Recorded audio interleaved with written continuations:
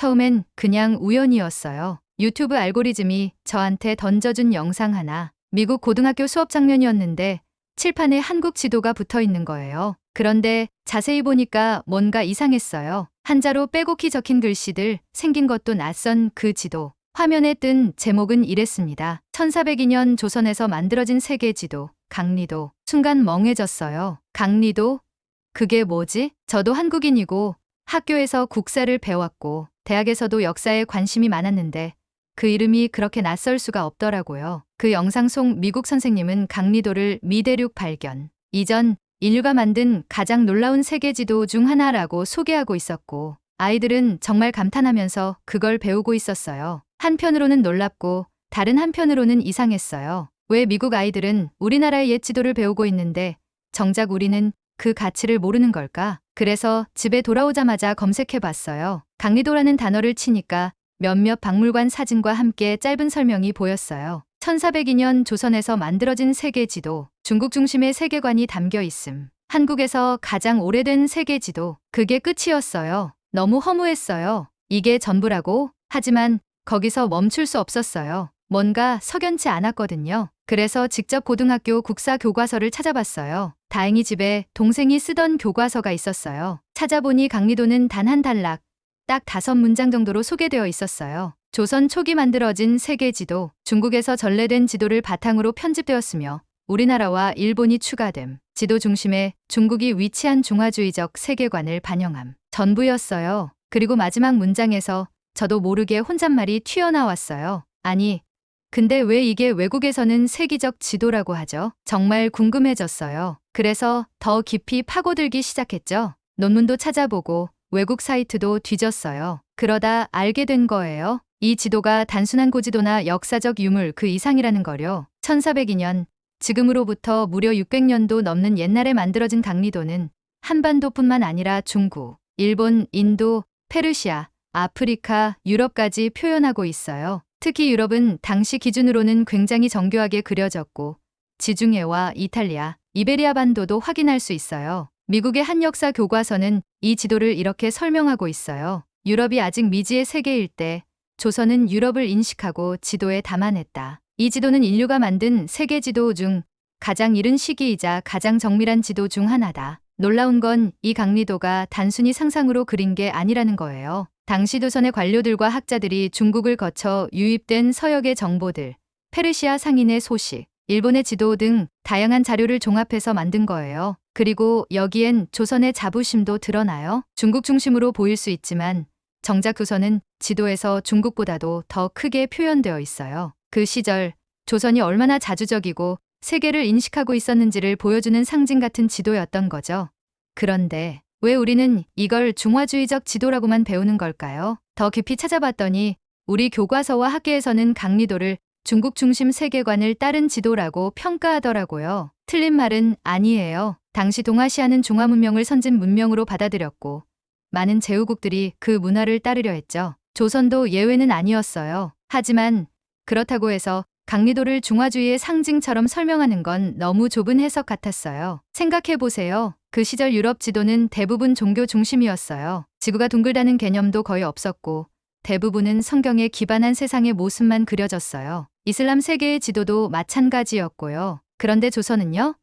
당시로선 첨단 정보였던 유럽과 아프리카의 지명을 600개 넘게 지도에 표시했어요. 그리고 바다로 둘러싸인 아프리카 대륙의 윤곽도 지금의 지도와 거의 유사하게 그려냈죠. 서양보다도 수십 년 앞선 인식이었어요. 이걸 중화주의의 흔적이라는 이유만으로 깎아내려도 되는 걸까요? 외국 학자들은 오히려 탈중화주의의 시작이라고 평가해요. 중국계 미국 역사학자는 이렇게 말했어요. 강리도는 중국의 천하도와 달리 세계를 경험 기반으로 연결한 지도다. 이 지도는 중화주의적 세계관을 처음으로 벗어난 지도로 볼 수 있다. 이 말을 들으면서 문득 부끄러웠어요. 우리는 세계가 극찬하는 문화유산을 제대로 모르고 있고 오히려 스스로 그 가치를 깎아내리고 있었던 거예요. 강리도는 단지 오래된 지도가 아닙니다. 그건 조선이 세계를 어떻게 바라봤는지를 보여주는 창이었고 세계와의 연결을 시도했던 선조들의 눈이자 마음이었어요. 그리고 그 안에는 분명히 자주성과 열린 시각이 담겨 있었죠. 중국은 중심이었지만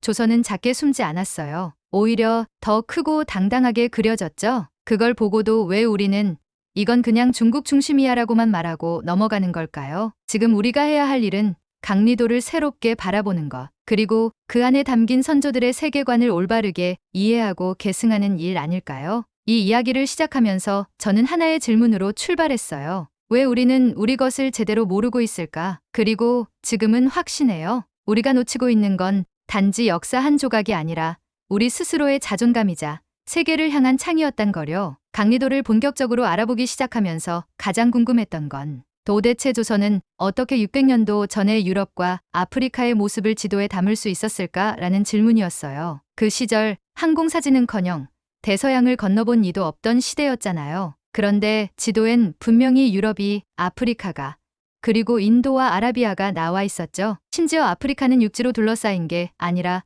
바다로 둘러싸인 대륙처럼 묘사돼 있어요. 이건 서양에서도 15세기 말 대항해 시대가 시작되기 전까지는 하지 못한 표현이에요. 이쯤에서 중요한 질문이 생겨요. 조선은 어떻게 그런 세계 지도를 만들 수 있었을까? 그 답은 조선의 특별한 시작에 있어요. 1402년 조선은 건국된 지 불과 10년 남짓된 신생 국가였습니다. 조선은 고려의 후계 국가로서 단지 외형만 바꾼 게 아니라 통치 이념과 문화를 새로 세우고자 했어요. 그리고 그 과정에서 가장 중요하게 생각한 게 문치주의, 즉 학문과 지식으로 나라를 다스리는 거였죠. 이런 조선의 철학은 지도 제작에도 그대로 반영됩니다. 조선 초기는 정보 수집과 기록, 정리의 시대였어요. 건국 초기부터 조선은 중국에서 들어온 최신 지리 정보를 정리하고 주변국들과 교류하며 얻은 데이터를 체계화했습니다. 강리도는 바로 이 과정을 집대성한 결과였어요. 강리도의 제작은 단순히 화가나 지리학자 한 명의 작품이 아닙니다. 조선이라는 나라 전체가 만든 지도예요. 공식적으로는 이 지도는 3명의 관료,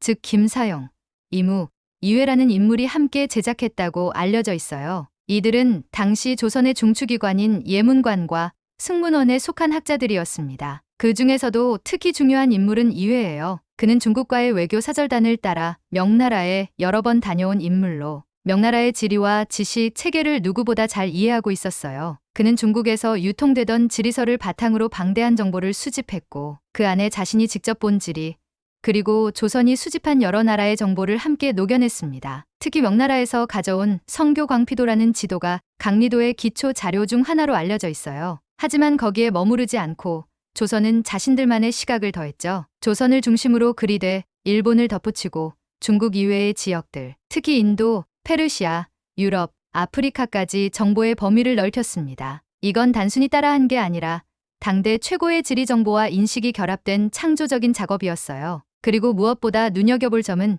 강리도에는 무려 4,428개의 지명이 등장한다는 거예요. 그중 약 640개가 유럽과 아프리카, 그리고 이슬람권 지역에 해당해요. 다시 말해 조선은 이슬람 문명권을 경유한 다양한 정보 채널을 통해 동서양의 정보를 수집했고 이를 토대로 세계를 그려냈던 겁니다. 이쯤에서 중요한 포인트 하나가 더 있어요. 강리도는 그 자체로 정보의 결과물이기도 하지만 동시에 자기 표현의 도구이기도 했다는 거예요. 지도를 보면 조선은 중국 옆에 당당히 자리를 차지하고 있을 뿐 아니라 그 크기가 의외로 큽니다. 명나라보다도 더 크게 보일 정도죠. 이는 단순히 지리적 정보 때문이 아니라 조선이 스스로를 어떻게 인식하고 있었는지를 보여주는 상징이에요. 조선은 자기를 작게 그리지 않았어요. 비록 외교적으로는 명나라의 4대 외교를 취했지만 문화적 정체성과 자주성은 강하게 유지하고 있었던 겁니다. 강리도는 그 조선의 속마음을 지도라는 형식으로 담아낸 산물이라고 할 수 있어요.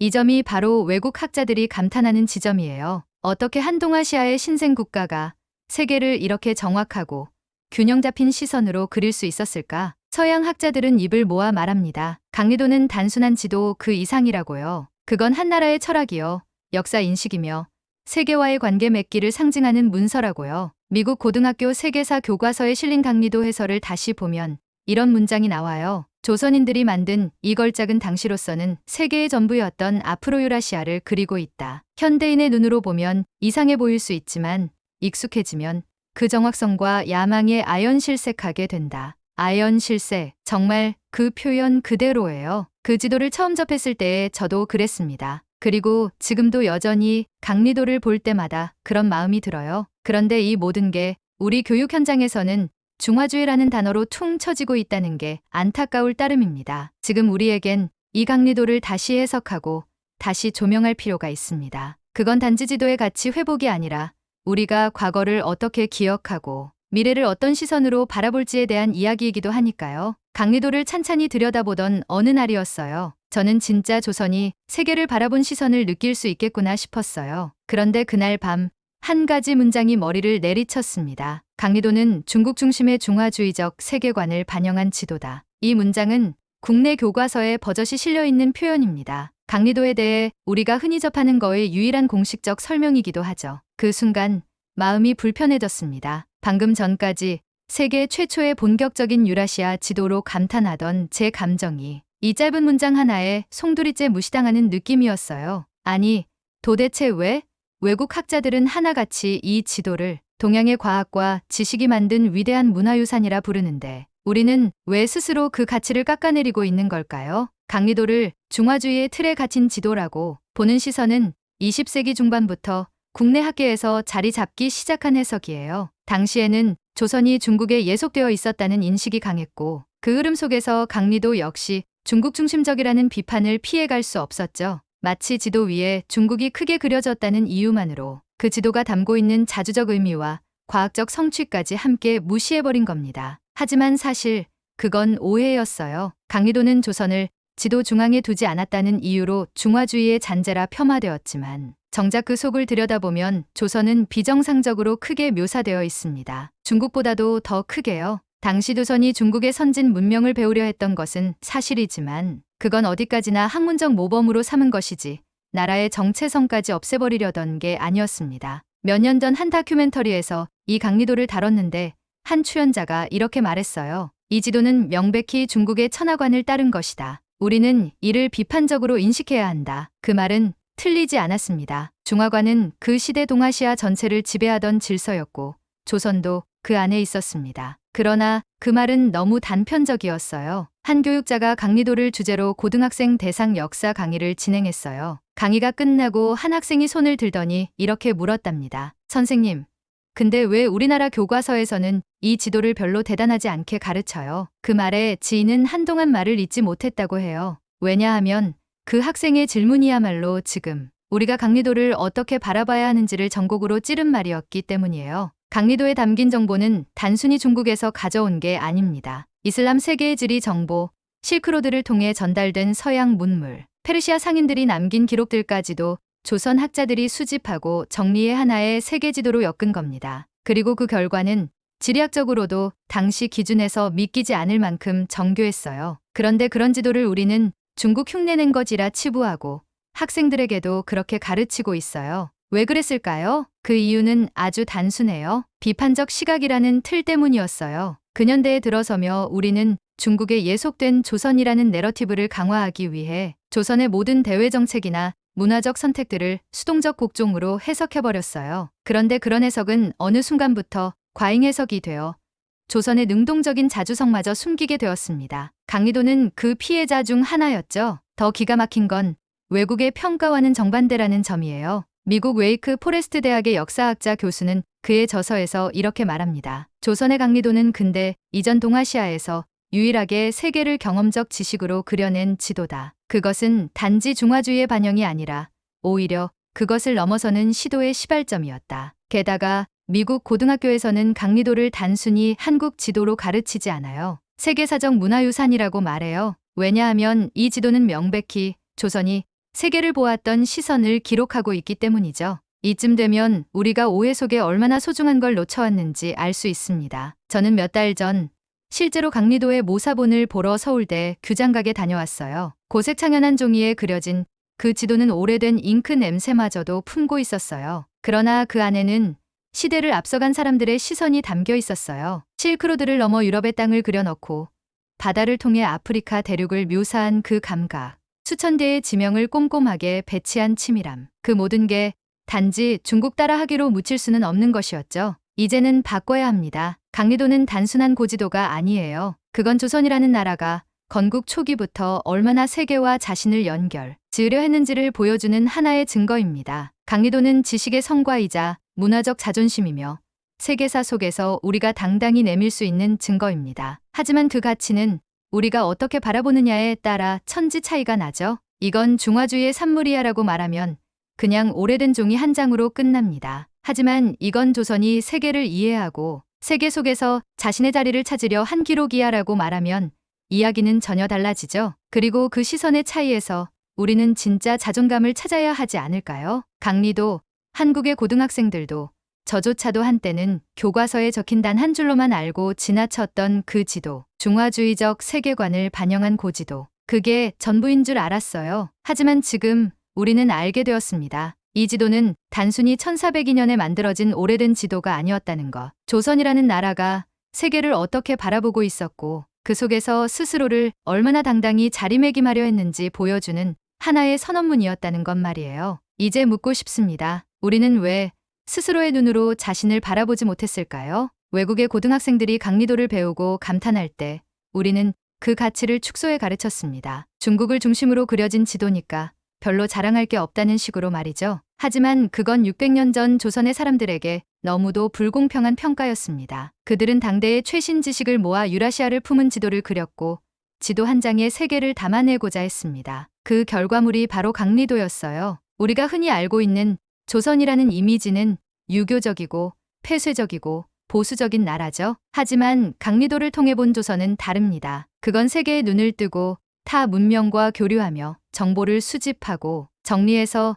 자신만의 언어로 표현하던 열린 나라였습니다. 그것도 건국 10년 만에 말이죠. 이제는 이 지도를 다른 시선으로 바라봐야 할 때입니다. 강리도는 중화주의의 표상이 아니라 오히려 탈중화주의의 선언이었을지 모릅니다. 중국을 중심에 두었지만 조선을 더욱 크게 표현한 그 의도 속에서 조선의 자존감과 포부를 읽을 수 있어야 합니다. 유럽과 아프리카를 담아낸 그 지도 속에는 이미 세계를 향해 열려 있었던 조선의 눈이 있었던 겁니다. 저는 이 이야기를 통해 한 가지 확신을 가지게 되었어요. 우리는 이제야 비로소 강리도를 우리 것으로 되찾고 있다는 겁니다. 오랜 세월 외국에서 더 높게 평가받았던 이 지도를 이제 우리가 바로 보고 배우고 자랑스럽게 말해야 할 시간이에요. 조선은 세계를 그릴 줄 알았다. 조선은 단지 배운 나라가 아니라 창조했던 나라였다. 그리고 강리도는 그 증거다. 강리도는 그냥 종이 한 장이 아닙니다. 그건 조선이라는 나라의 세계 인식, 그리고 문화적 자존심이 고스란히 담긴 결정체예요. 그건 지도 그 자체로 하나의 철학이자 역사이며 선언이었습니다. 그래서 지금 우리에게는 중요한 사명이 하나 있습니다. 이 지도의 진짜 가치를 이제부터는 우리가 먼저 말해야 한다는 거예요. 외국의 교과서에서 배워서 놀라는 시대가 아니라 우리가 이 가치를 먼저 알고 세계에 소개할 수 있는 그런 시대를 만들어야 합니다. 강리도를 둘러싼 오해는 이제 끝나야 합니다. 중화주의라는 단어 하나로 그 지도의 모든 가치를 덮어버리는 오류는 이제 멈춰야 합니다. 조선의 세계관, 조선의 야심, 조선의 문화력, 이 모든 걸 단 하나의 지도에 담아낸 강리도를 우리는 이제야 비로소 제대로 바라볼 준비가 되어 있어야 합니다. 이제 저는 여러분께 묻고 싶습니다. 다시 강리도를 보게 된다면 이제 어떤 눈으로 보시겠습니까? 단지 옛 지도라고 보시겠습니까? 아니면 세계를 그리려 했던 조선의 꿈과 자존심, 그리고 한국인의 정체성을 그 속에서 보시겠습니까? 저는 말하고 싶어요. 이제는 우리가 이 지도의 이름을 제대로 불러야 할 때라고. 강리도는 자랑이다. 강리도는 세계를 품은 조선의 자부심이다. 이 이야기가 여러분에게 작은 울림이 되었기를 바랍니다. 그리고 언젠가 여러분도 누군가에게 이렇게 말해주시길 바랍니다. 1402년 조선은 세계를 그렸다. 그것이 바로 우리의 강리도다.